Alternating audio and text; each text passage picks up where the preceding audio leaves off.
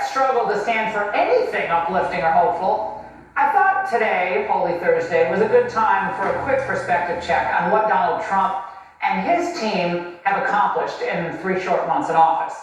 Now, even as his agenda is hit relentlessly by lawfare, President Trump has already undone many of Biden's most destructive actions, and he's begun common sense changes in our fiscal affairs and our foreign policy. Of course, he's got to overcome not just the media and usual political opposition, but the global elites who've made billions off the 20-year beatdown of the American middle class. But the progress thus far is impressive. First, the border. Now, this is President Trump's most important accomplishment. Crossings are down from Biden's obscene high of 9,741 a day back in December of 2023. Remember those caravans? To now, Trump's 355 a day just last month. That's stunning. Oh, wait a second. Wait. I thought a border crackdown was impossible. We now need Congress to do their part and act. Our immigration system is outdated and broken and has been in need of reform for literally decades. No, Alejandro, you're outdated. Now, to use Biden's favorite word, all of what he said was malarkey. They broke it, Trump fixed it.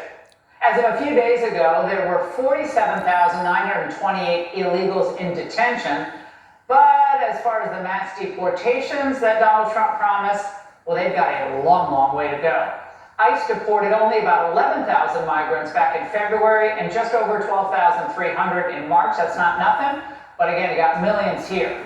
But now they're urging migrants to self-deport, and Trump's willing to pay them to leave.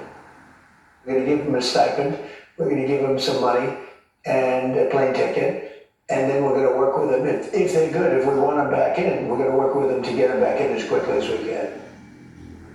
I don't need them back in. While Trump's deporting more criminal aliens and gangbangers than Biden ever did, Democrats, they're fighting to keep them here. Our goal was very simple today, which was to check on the health and well-being of Gilmore.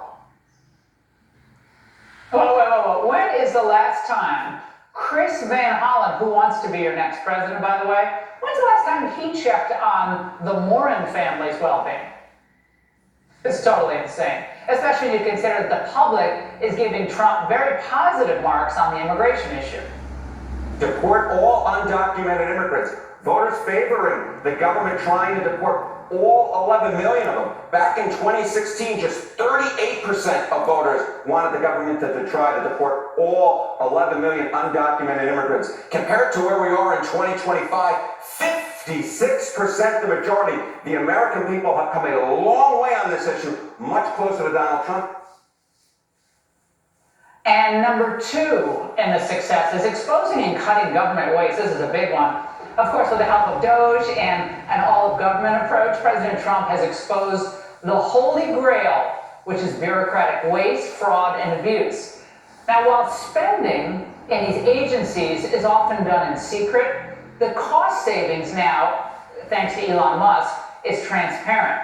Now, from the DOGE website, you can track it. And so far, $155 billion saved, or $962 per taxpayer. Not bad at all. Now, just this week alone, billions were saved at Treasury with zero disruption to any IRS ops. And over at state, they've canceled 139 wasteful grants worth $215 million.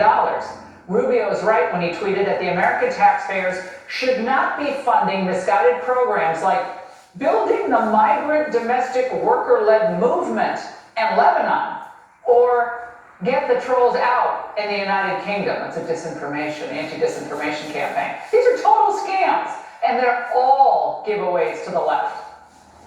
And what about what Trump's done for women's sports and privacy? Well, this was one of my favorite moments of Trump 2.0. Watch what I do, then I'm going to read this a bit, okay? You ready? What a nice picture this is, huh, Governor? You ready? We'll do a good job. Wait, let me press that. I want to make this a really good signature. His executive order banning biological men from girls and women's sports, I mean, it's just common sense. and his view on the matter is overwhelmingly popular.